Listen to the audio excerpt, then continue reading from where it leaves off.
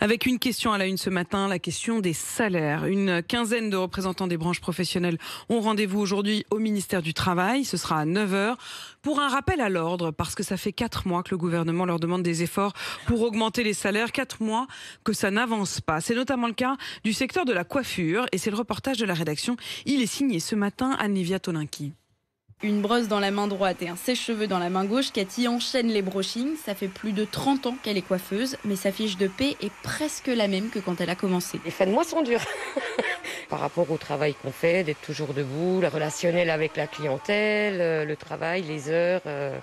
Il faut vraiment aimer ce métier-là pour pouvoir y rester. Juste à côté, sa patronne Martine finit de coiffer une cliente. Elle aussi voudrait que son employé soit mieux rémunéré, mais pour ça, elle attend un coup de pouce du gouvernement. Nous, on pourrait leur donner effectivement 100 ou 150 € de plus si on nous baissait les charges. Parce que là, le problème, c'est que nous, à un bout d'un moment, on est chargé de partout. Donc c'est un peu compliqué d'augmenter encore les salaires, quoi. Pourtant, si les salaires n'augmentent pas, le nombre de salariés risque de chuter. En France, déjà plus de 10 000 postes de coiffeurs ne trouvent pas preneur, et c'est pareil dans le salon de Martine. Depuis des mois, elle a un CDI à offrir, mais personne pour l'accepter. Regardez, nous, dans notre branche, on ne trouve plus de coiffeur. Terminé. Là, j'avais une jeune apprentie, ça faisait 3 mois qu'elle était là.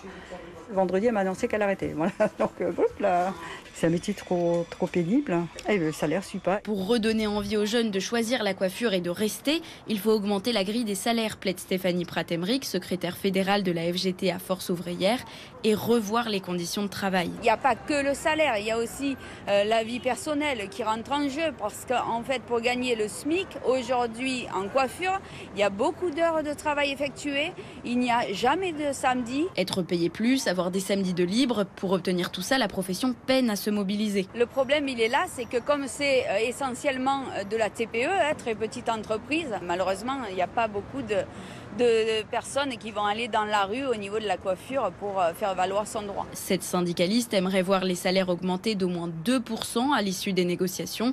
Les syndicats patronaux, eux, plafonnent pour l'instant leur proposition à 0,5%.